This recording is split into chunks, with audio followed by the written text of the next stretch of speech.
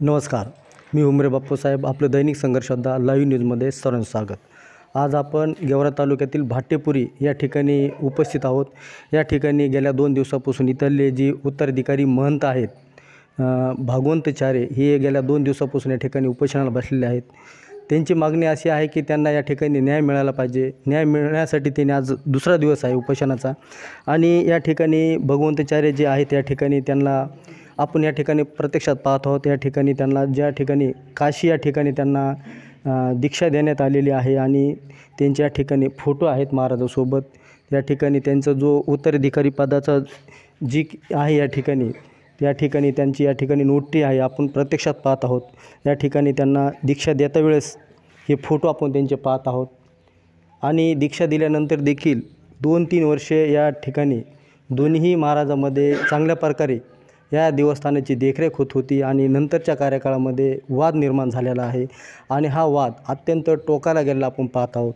गेल्या 5-6 वर्षापूर्वी याच महंताने 20 प्रशासन केलेलं आपण ऐकलेलं आहे. अनेक वर्तमानपत्रामध्ये बातम्या देखील छापून आल्या होत्या आणि गेवराईचे जे पोलीस अधिकारी असतील, तहसीलचे अधिकारी असतील, या ठिकाणी येऊन त्यांनी तो वाद मिटवण्याचा प्रयत्न केला होता. आणि पुन्हा 2025मध्ये हा वाद चांगला टोकाला गेलेला आहे. आणि इथले जे महंत आहेत, उत्तराधिकारी आहेत, ते आता या ठिकाणी न्याय मिळण्यासाठी याच मंदिरामध्ये ग्रामस्थांसमोर उपोषणाला बसलेले आहेत. आपण या ठिकाणी पाहत आहोत. या ठिकाणी जी महंत आहेत, उत्तराधिकारी ज्यांना आपण आता मानतो आहोत, या ठिकाणी जी या मंदिराची देखभाल करत आहेत, अशी या ठिकाणची जी महंत आहेत, त्यांना या ठिकाणी आपण प्रत्यक्षात पाहत आहोत. या ठिकाणी या ठिकाणचे जी पूर्वीचे बाबा होते, त्यांनी सोबत त्यांना दीक्षा दिलेली आहे. त्यांच्या स्वाक्षरीने या ठिकाणी बॉन्डवर सही आहे आणि सर्व त्यांना अधिकार दिलेले आपण या ठिकाणी पाहत आहोत. नंतरच्या कार्यकाळामध्ये वाद हा विकोपाला गेलेला आहे आणि त्यांना न्याय मिळण्यासाठी हा दुसरा दिवस आहे उपोषणाचा. आणि या उपोषणाचा दुसरा दिवस आहे. प्रशासनाचे कोणी अधिकारी कर्मचारी आले का आपली भेट घ्यायला?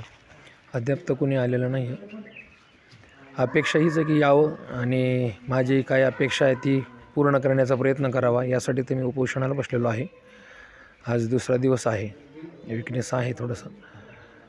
आणि माझी काही अपेक्षा फार मोठी नाही आहे की ती प्रशासन, समाज कोणी पुरी करू शकत नाही, असं काही नाही आहे. फक्त एका व्यक्तीला, म्हणजे माझे जे गुरु आहेत महादेव बाबा, यांना समजून सांगावं.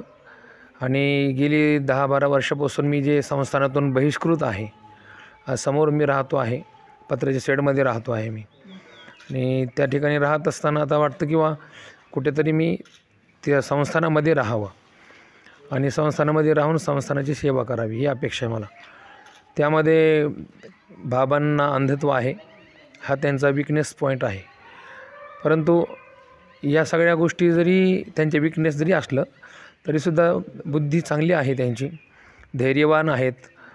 आणि त्यानं या गोष्टीला धीरतापूर्वक समजून द्यायला पाहिजे, समजून घ्यायलाही पाहिजे. 4 लोक जर काही सांगत असतील तर त्याच्यामध्ये हित समाजाचं आणि संस्थानाचं व्हावं, हे महत्त्वाचं आहे. वैयक्तिक कुठलं तरी भावना पूर्ण करण्याच्यासाठी, वैयक्तिक अपेक्षा पूर्ण करण्यासाठी समाजाची किंवा संस्थानाची हानी न व्हावी, ही माझी इच्छा आहे. आणि या दोन्हीमध्ये, समाजाच्या आणि संस्थानाच्या माध्यमामधून कुठंतरी वारकरी संप्रदाय असो, भागवत धर्म, सनातन धर्म आहे आणि आम्ही दोघंही धर्माचे एक पाईक आहोत.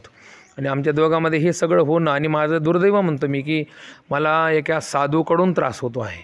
आजपर्यंत ज्ञानोबा तुकोबा यांना अनेक दुष्ट लोकांनी त्रास दिला, पण आज मला कुठंतरी गेल्या 10 वर्षापासून एक साधू मला त्रास देतो आहे. डायरेक्टली साधू जरी त्रास देतला असं, पण इनडायरेक्टली कुठंतरी या परिसरातले 10-5 लोक आहेत, ते या सगळ्या प्रकरणाला जिम्मेदार आहेत. जेव्हा गरज पडेल तेव्हा मी त्यांचे नावही घेऊ शकतो. बाबांचा पूर्ण आर्थिक व्यवहार जो आहे, तो गेली 25 वर्षापासूनचा जो आर्थिक व्यवहार आहे, या परिसरातले लोक सांभाळतात. आणि त्या लोकांना मी मुद्दाम नको आहे. कारण आता माणिकरावनी जे बोलले की या दिंडीचा असो, सप्ताहाचा असो, इथल्या कुठल्याही देणग्या असो, या सगळ्या प्रकारच्या ज्या देणग्या आहेत, याचा हिशोब लावणारे जे लोक आहेत तेच धूर्त आहेत. हे सगळं अनुभवाने सांगतो आहे. कारण मलाही 2-4 हजार रुपयाला एक वेळेस त्या व्यक्तीने फसवलं. जे या ठिकाणी हिशोबाचा कार्यक्रम पाहतात, पूर्ण लिखापडीचं काम पाहतात, हे सगळं गलत पद्धतीने त्यांना सांगतात किंवा त्यांच्याबरोबर राहून जे काही आर्थिक व्यवहार केला जातो, इथं लाखो रुपयाचा व्यवहार होतो. सप्ताह होतो, त्या सप्ताहामध्ये 10-5 लाखाचा टर्नओव्हर आहे. दिंडी आहे त्याच्यामध्ये 10-15 लाखाचा जवळजवळ व्यवहार आहे. या सगळ्या व्यवहारामधून संस्थानाची प्रगती व्हावी आणि त्याच्यासाठी आपण काहीतरी धडपडावं, ही माझी पहिल्यापासून भावना आहे. स्वतः मी या ठिकाणी आल्यापासून जवळजवळ 40 लाखाचं काम मी सुद्धा केलेलं आहे.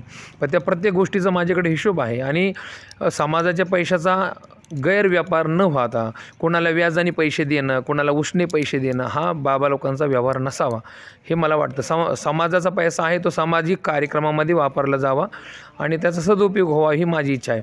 पण या सगळ्या इच्छा माझ्या कुठंतरी त्यांना खटकतात आणि म्हणून त्यांनी माझ्याविषयी चरित्राच्या दृष्टीनं म्हणा, सामाजिक दृष्टीने म्हणा, वागण्याच्या दृष्टीने म्हणा, गलत पद्धतीनं बाबांच्या कानामध्ये हे सगळं पेरलं आणि विकनेस असल्यामुळं माणसाला कोणाचा तरी आधार हवाच असतो. म्हणून माझ्या अगोदरपासून ज्यांच्याबरोबर ते राहत आहेत त्यांचा विश्वास त्यांना जास्त वाटतो. मी त्यांना समजून द्यायला मी कमजोर पडतो आणि हे सगळं असू द्या, पण कुठंतरी रक्ताचा माझ्यावर अभिषेक घातला असा आरोप करणं, कुठंतरी मी हिशोब मागितला अशा प्रकारचा आरोप करणं किंवा त्यांनी मला शिवीगाळ केली, माझ्यावर त्यांनी पोलीस केस केली, अशा प्रकारचे आरोप करणं. मी म्हणतो सगळं जर हे खरं असेल तर तुम्ही 10 माणसामध्ये प्रूफ द्या ना, बसा ना तुम्ही आता सगळ्या गोष्टीमध्ये बसा. आणि या सगळ्या गोष्टी करत असताना एक मुद्दा म्हणून बाबा अमरसिंह पंडित साहेब यांचं नाव घेतात. आता मला परवा दिवशी भयंकर शिवे दिलेले आहेत. माझ्याकडे ते व्हिडिओ आहे, ऑडिओ आहे. इतके भयंकर शिवे आहेत की मी जर तुम्हाला ते व्हिडिओ दिला तर तुम्ही दाखवूसुद्धा शकणार नाहीत किंवा तुम्ही त्याला एडिट जरी करायचं म्हटलं, करेक्शन जर करायचं म्हटलं तर तुम्ही करू शकणार नाही. 2 मिनटाच्या आतमध्ये 10 शिवे आहेत. इतक्या भयंकर मला शिवे दिल्या, तरीसुद्धा मी एकही शब्द त्यांना आडवा बोललो नाही किंवा मी त्यांना काही शिवीगाळ केली नाही. त्यांनी धक्के दिले मला. अंध आहेत तरीसुद्धा असं वाटणार नाही तुम्हाला की हा माणूस अंध आहे हा धक्के देऊ शकतो, बाबा मीच खोटं बोलतो असं तुम्हाला वाटेल, पण वास्तविक हेच आहे. पण त्याच्याविषयी मला जास्त काय उहापोह करायचा नाही. पण भैयासाहेबांचं नाव घेऊन हे सगळं राजकारण करतायत. हे भैयासाहेबांनी या ठिकाणी संस्थानाचं भरपूर मोठ्या प्रमाणात कामही केलेले, लाखो रुपयाचे कामं दिलेले आहेत भैयासाहेबांना. आणि हे मंदिर जे आहे महादेवाचं, बांधकामाच्या पायापासून तर शिखरापर्यंत भैयासाहेबांनी या कामामध्ये स्वतः जातीने लक्ष दिलेलं आहे. त्याच्यामुळे मला स्वाभिमान आहे भैयासाहेबांचाही. आणि राजकीय क्षेत्रामध्ये माझं कुठलाही मतभेद नाही आहे. मी कुठल्याही क्षेत्रामध्ये राजकीय क्षेत्रात हस्तक्षेप कधी करतही नाही, करणारा नाही. माझ्या बुद्धीमध्ये नाही, माझ्या रक्तामध्ये नाही. ते मला साधी गोष्ट पेपर वाचायची सुद्धा इच्छा कधी होत नाही. माझ्याकडे ग्रंथाचा थोडंसं अध्ययन असतं ते मी करत असतो आणि माझ्याकडे मुलं शिकतात. त्या मुलांना मी इथं आल्यापासून जवळ 3 भागवताचार्य मी तयार केले आहेत, 3 कथाकार कीर्तनकार तयार केलेले आहेत, काही गायक लोक तयार केलेले आहेत. आणि या सगळ्या माध्यमामधून माझं एकच स्वप्न आहे, या संस्थानामध्ये 100-150 मुलं असावीत आणि ते चांगल्या प्रकारे शास्त्राचं अध्ययन करावं, ते ना ही माझी भावना आहे. बाकी तुम्ही जे काही करायचं तुम्ही तुमच्या पद्धतीने करा, मला त्याच्याशी काही घेणं देणं नाही. पण मी या संस्थांचा उत्तराधिकारी नाही किंवा मी गलिच्छ पद्धतीने वागतो, माझ्याविषयी काहीतरी षडयंत्र करणं, गाडीवरती दगड हाणायला लावणं, काहीतरी मला धमक्या द्यायला लावणं, कुठंतरी कोणाच्या तरी माध्यमातून अट्रॉसिटी करण्याचे प्रयत्न करणं, कोणाला तरी 5-50 हजार रुपये देतो मी तुला, त्याला हाणून मारून बाहेर काढून दे, हे सगळे ज्यांच्याकडे जाऊन बोलले ते लोक येऊन मला भेटले आणि ते सगळं सांगितलं की असं बाबा म्हणले आणि आम्ही तुम्हाला काही हाणमार करू शकत नाही, असं पापणा मी नाही करणार. इथपर्यंत मी त्यांची नावं सांगू शकतो, ते स्वतः इथं कबूल होऊ शकतात. इथपर्यंत सगळं आहे. अद्यापही त्यांच्यावरती एकही मी केस केलेले नाही, कुठल्याही प्रकारचं काही नाही, तरीसुद्धा छळ करतात. आणि लोकांचा मॉब जमवून मी कधी गावामध्ये कीर्तनाला गेलो कुठल्या, तर तिथं मला गावामध्ये टॉर्चर करण्याचा प्रयत्न करतील. किंवा रानमळ्यासारख्या गावामध्ये एक दिवशी मी पोतीला गेलो, तर तिथं रात्री मी पोती वाचत असताना लाईट बंद केल्या. पोती संपल्याच्या नंतर 10-5 पोहर तरुण आले आणि ते येऊन मला धमकी दिली की इथून पुढे जर तुम्ही या गावामध्ये आलात आम्ही तुम्हाला हाणमार करू. या सगळ्या प्रकाराला 10 वर्ष झाले सांभाळतो, या सगळ्या गोष्टी सहन करतो आहे. आणि त्यांनी ही जी टीप लिहायला सुरू केलेली आहे, पहिल्यापासून 2016पासून टीप लिहितात हे की या ठिकाणी संस्थानावर कोणी उत्तराधिकारी नाही, अफवावर विश्वास ठेवू नका. या सगळ्या गोष्टीतून त्यांना काय सिद्ध करायचे मला कळत नाही. तुम्ही वृद्धत्वाला प्राप्त झालेला आहात आता, आणि वृद्धत्वाला प्राप्त झाल्या कोणीतरी तुमच्या हाताला धरणं पाहिजे ना. शेजाऱ्याच्या मुलाने तुमच्या हाताला धरावं, एका ग्रस्तीच्या मुलाने तुम्हाला एखाद्या हाताला धरावं, त्यापेक्षा तुमचा मुलगा म्हणून तुम्ही आणलं आहे ना मला, तर मग मला तो अधिकार द्या. बरं ठीक आहे, माझा हात तुम्हाला पसंत नसेल, तुम्ही ज्याच्या संग राहायचं त्याच्या संग राहा, पण स्वस्थ राहा, मस्त राहा, परमार्थात चिंतन करा, समाजाला उपदेश करा, समाजाचं काहीतरी भलं करण्याचं जीवनासाठीच आपण जीवन जाळतो ना, मग त्यासाठी आपण हे सगळं करावं अशी माझी अपेक्षा. माझी मागणी एकच आहे की तुम्ही मला टॉर्चर करू नाही आणि मला बेघर करू नये, बस. मला या संस्थानामध्ये राहण्याची परवानगी तुमची असावी. माझ्याकडून काही जर गलत होत असेल तर तुम्ही मला अंकुश लावू शकता, समाज आहे त्याच्यासाठी. तुम्ही आहात फक्त विनाकारण तुम्ही एखाद्या नेत्याला बदनाम करण्याच्यासाठी स्वतः नाव घेऊ नये कुठल्या नेत्याचं, आणि त्यांच्या नावाखाली तुम्ही तुमचं वैयक्तिक मनोभावनेचं राजकारण करू नाही. याने काहीही सिद्ध होणार नाही. अख्खा हा पंचक्रोशीचा समाज जो आहे तो बघतो आहे, माझ्या कामाला पाहतो आहे, तुमच्या कामाला पाहतो आहे, आणि तुम्ही म्हणून स्वस्त आणि मस्त राहा. शेवट म्हातारपणाचं जे मला तर असं म्हणेल की संसारामधल्या म्हातारपणाला फार अपमान सहन करावा लागतो, परमार्थातल्या म्हातारपणाला मान भेटत असतो. पण उलटं तुमच्या जीवनामध्ये हे सगळं गलत घडायला लागलं आहे. संसारी माणसं तुमच्यापेक्षा आज मान सन्मानात जगतायत. तुम्ही वृद्धत्वाला प्राप्त झाल्याच्यानंतर आज 10-5 लोक तुमच्याविषयी कुठंतरी चर्चा करतायत, माझ्याविषयी चर्चा करतायत. हे होऊ नये हीच माझी अपेक्षा आहे. आणि संस्थानावरती मला राहण्याची परवानगी भेटावी आणि त्यांनी मला टॉर्चर करू नये. 2च मागण्या आहेत माझ्या, काही बाकी मला धन नको कोणाचं. धन्यवाद. आपण त्यांना काही प्रश्न विचारणार आहोत. काय नाव आहे आपलं? दत्ता गावडे, राहणार कुठाले? मालेगाव मजरा. बरं बरं बरं. लांबून आलात? बरं. किती वर्षापासून येतात ह्या ठिकाणी? आम्ही 2013 पासून ना तर हे आल्यापासून येतो. बरं बरं बरं. आता दोन्ही महाराजमध्ये वाद सुरू आहे. आता लांबवर चर्चा झाली, देवस्थानाची बदनामी होती. कशा प्रकारे वाद मिटला पाहिजे आता हे? आता हे वाद तर मिटायला पाहिजे. ज्याप्रमाणे हे झाले, दीक्षा झाली त्याप्रमाणेच मिटायला पाहिजे ना. आमच्याकडं कालेचं कीर्तन त्यांच्याकडंच असतं आहे, महाराजाकडं हमेशा. आणि त्यांनीच आम्हाला आणून दिलं. त्याने म्हणजे पहिले हे येत होते, ह्यांच्यानंतर ह्यांनी दीक्षा घेतल्यानंतर हे आलेले इथं आपल्याकडं. अजून बी त्यांच्याकडं देश आहे आमच्या गावचे. तुमचं काय नाव आहे? तुमचं बोला बोला. नाव सांगा अगोदर आपलं. विष्णू पवार, राहणार कुठाले? वंजारवाडी. बरं बरं बरं बरं. काय वाटते, कसं वाद मिटला पाहिजे आता हे? आता वाद शेवटी गावकऱ्याच्या हिशोबाने मिटायला पाहिजे. ही बाटेपुरी, पंचक्रोशी कारण हे सगळ्यांनी मिळून ते माझ्या बाबाने यांना भगवान पुरीला ठेवलेलं आहे ना. आता आम्हाला जवळजवळ 10-12 वर्षापासून माहिती आहे. ही इथं आल्यापासून आमचंसुद्धा येणं जाणं आहे. आणि म्हणून त्यात मोठ्या बाबालासुद्धा गाववाल्यांनी सांगायला पाहिजे की बाबा तुम्ही इथं ह्या संस्थानावर ठेवलं आहे आणि संस्थानावर ठेवून पुन्हा ह्यांच्यावर विनाकारण अन्याय का करता. बरंच काही समजून सांगून बसून ह्यांच्या हिशोबाने व्हायला पाहिजे. आणि त्या बाबांनीसुद्धा ऐकायला पाहिजे. त्यांचं आता वय झालं आहे, त्यांना तरी आता काही करता येतं आहे का? काहीच करता येत नाही. यांच्याकडे भरपूर समजा ज्ञान आहे, कीर्तनाचं आहे, भागवत करतात. आणि त्यांनासुद्धा यांची गरज आहे. शेवट आता म्हातारपणी सांभाळण्यासाठी त्यांनी थोडं हिशोबाने मिटायला पाहिजे. हेच आमचं म्हणणं आहे. बरं, मग गावातले जी प्रतिष्ठित हे पंचक्रोशी जी प्रतिष्ठित आहेत भक्त, त्यांनी असं समजूता करायला पाहिजे, का करत नाहीत बरं? आता त्यांना म्हणजे आपल्याला काय सांगता नाही. आम्ही बाहेरगावची इथं या गावकऱ्यांनी समजा जे समोर समजा पुढं होऊन चालणार आहेत त्यांनी त्यांचा विचार करून किंवा हे एखाद्यावर समजा अन्याय व्हायला लागला आहे असं त्याला समजायला पाहिजे. आणि सगळ्यांनी जमून मिळून मिसळून त्या मोठ्या बाबाला त्यांच्याबरोबर चर्चा करायला पाहिजे. असं का करता, तुम्हीच आणलं आहे आणि यांच्याबरोबर तुम्ही आणलं आहे, आतापर्यंत ठेवलं आहे आणि विनाकारण काय त्रास देता, असं एक गावावाल्यांनी चर्चा करून एका जागेवर येऊन आणि त्यांचं सगळं मिठामीठ करायला पाहिजे. तुम्ही कधी प्रयत्न केला होता का त्यांना बोलण्याचा? आम्ही नाही केला.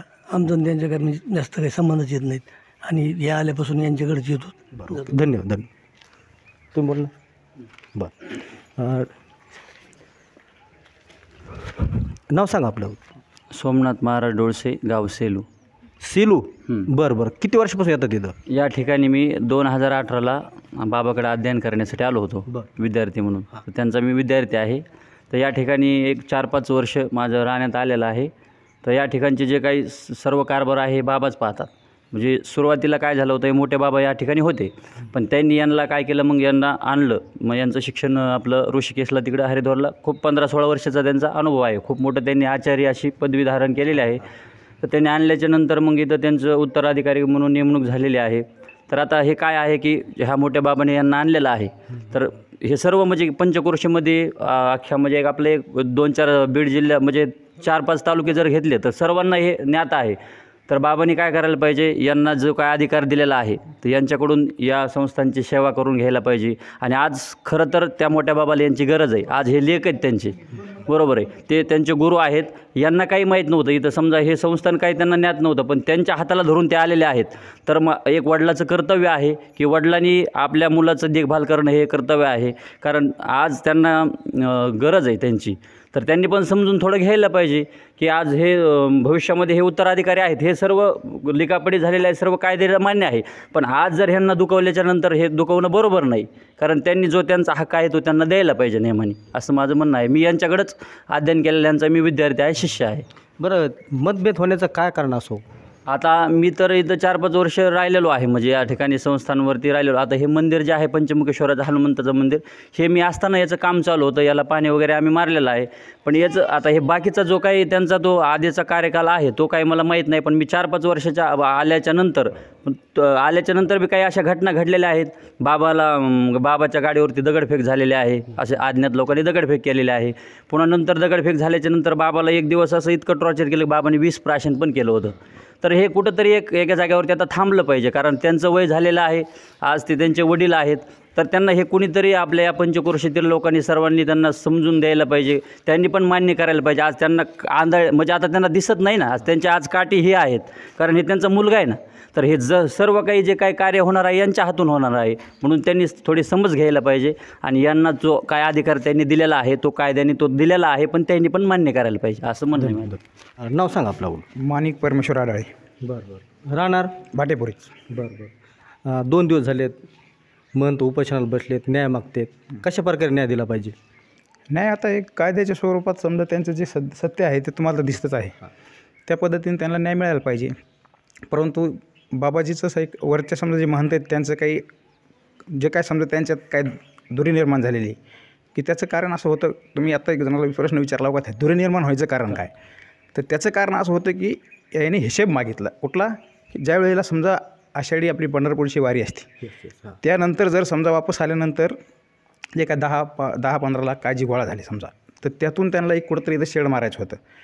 तर त्या बाबाजीचं म्हणणं असं आलं की बाबा आपण आता कोणतरी उधार हे सामान आणू, पत्रे वगैरे सामान, हे म्हणले बाबा उधार आणायची गरज काय, आपल्याकडे आता पैसे तर उरलेतच ना, त्याच्यातून आपण हे शेड मारू. परंतु त्या बाबाचं म्हणणं आलं की तू लगेच हिशेब मागायला लागला. ते म्हणले हिशेब म्हणून मागत नाही, मी हिशेब मागत नाही म्हणले. फक्त आपल्याला कुणाकडं तरी हात पसरायची गरज आज कशामुळे लागायला लागली की आज आपल्यापाशी आहे ना, आज असताना आपल्याला कुणाकडे हात पसरायची गरज नाही, मी एवढं असं त्यांचं त्यांनी व्यक्त केलं त्यांचं म्हणणं. तर त्या पद्धतीने तिथून पुढे म्हणजे कार्यक्रम सुरू झाला. त्यांच्या जी आजूबाजूला काही समजा आता ते अंधश्वास गेलेले त्यांना दिसत नाही आहे, तर तिथं काही लोक जे असतात की त्या लोकांनी त्यांना असं सांगितलं की बाबाजी हे आज आत्तापासून हिशेब मागायला लागला आहे, तर पुढं कसं व्हायचं, आपल्याला समजा थोडं सावधान राहायला पाहिजे. अशा हिशोबाने मग त्यांना थोडं दूर करण्यात आलं आणि मग ते वाद वाढत गेले. तर मग आता ते जरी वाद वाढलेले असले पण हेच जे सत्य आहे ते हे तर काही चुकणार नाही ना. हे तुम्ही बॉन्ड वगैरे किंवा आणखी तिथं पंचनामा आखाड्याचं दशनामा आखाड्याचं जे ट्रस्टमधून त्यांना जी प्रमाणपत्र दिलेलं आहे हे तर चुकीचं ठरू शकत नाहीत ना आपण. त्या पद्धतीने त्यांना आता न्याय मिळाला पाहिजे. आता काय प्रयत्न चालू आहेत ग्रामस्थाकडून या भक्ताकडून? बरं, ग्रामस्थाकडून आम्ही प्रत्येक वेळेस त्या बाबांच्याकडे गेलो. बरं, आता कसं असतं जर समजा कुठंतरी बैठक टाकायची म्हणलं तर दोन्ही पक्षकार समोर असताना मिटलं बी पाहिजे, कुणीतरी ऐकायला बी पाहिजे. तर यांना सांगितलं होतं, आदरणीय अमरसिंह पंडित साहेबांनी सांगितलं होतं तुम्ही थोडा वाद न घालता काही दिवस खाली राहा. तर त्यांनी त्या पद्धतीने आज 12 वर्ष तिकडे बाजूला राहतात ना. मग बाजूला राहायचं पण कुठपर्यंत? बरं ठीक आहे, आज मी ते बाजूला राहायला तयार आहेत. मग यांनी त्या समजा काही टीप खाली देतात, इथं येथील ह्या संस्थानावर उत्तराधिकारी कोणी नेमिलेलं नाही, तर मग तिथं ती टीप टाकायला नाही पाहिजे. ठीक आहे ना, भविष्यात ते होईल ना, गावकरी आहेत, त्याला पंचक्रोशी आहे, बघून घेऊ काय ठरायचं. तर कारण ह्यांनाच कुठल्याच समजा अधिकाऱ्यांनी इथं बसवलेले आहेत, फक्त गुरु शिष्य परंपरेने इथं ते बसलेले आहेत. नंतर मग आज तुम्ही त्यांना गुरु शिष्य परंपरेने आणलेले तर मग त्यानंतर थांबलेत तिथं तर थांबू द्या ना. तुम्ही अशी कुठल्याच एखाद्या पॉम्पलेटवर खाली टिप टाकून नका ना, किंवा इथं कोणी उत्तराधिकारी नाही म्हणून. तुमच्यानंतर होईल ना काय व्हायचं. तर ह्याच्यामुळं ते वाद वाढत. आता तालुक्यामध्ये चांगलं देवस्थान आहे, लांबून लोक येतात दर्शनासाठी इथले भाविक भक्त, आणि हे असं उपोषण 2 महाराजांमध्ये मतभेद, जर हे भक्तामध्ये असं पसरत गेल्यानंतर आपली बदनामी होते, देवस्थानाची गाव बदनाम होते. ह्याच्यावर काय तोडगा लवकर निघाला पाहिजे ना. हा नाही बरोबर आहे, हे तर तुम्ही म्हणता ते अगदी सत्यच आहे. कारण प्रत्येक संसारिक माणूस जर समजा आपलं दुःख कुठे विसरायचं असेल तर साधू संतांच्या चरणी येतो. खरं तर आपलं दुःख आपण ह्यांना सांगायला पाहिजे. आज त्यांचंच दुःख सगळ्या समाजात दिसतंय आपल्याला, काय परिस्थिती चालली तर ह्यात तर काही शंकाच नाही. परंतु हे मिटायचं असेल तर समजा आता वरच्या बाबाला आम्ही सांगितलं नाही अशातला काही प्रकार नाही. प्रत्येक वेळेस त्यांना पण सांगितलं आहे बाबाजी हे कुठंतरी थांबवा, पण तू ते ऐकतच नाही तर मग सांगायचं कसं. त्यांचे म्हणजे ऐकून घ्यायची मानसिकताच नाही राहिलेली, ऐकून घेत नाहीत. मग त्यामुळे आता ह्यांना तरी आपण काय दोष देणार. 12 वर्षी जो माणूस थांबवते त्याला आणखीन कुठंपर्यंत थांबणार.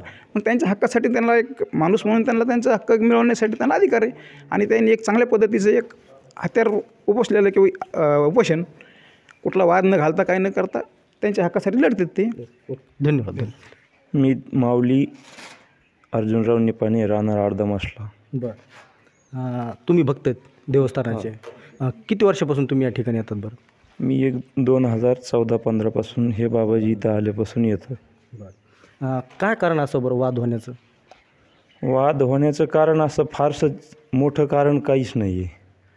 हे ज्यावेळेस इथं संस्थांवरती आले, अतिशय संस्थान एकदम उगवत्या स्वरूपाने कार्य सगळे कामं व्यवस्थितपणे होत होते.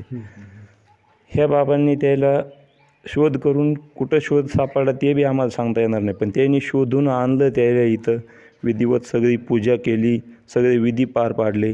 संपूर्ण पंचक्रोशी म्हणजे फक्त 5 गावाचीच नाही तर या 25-30 गावामध्ये त्याच्या मिरवणुकी काढल्या.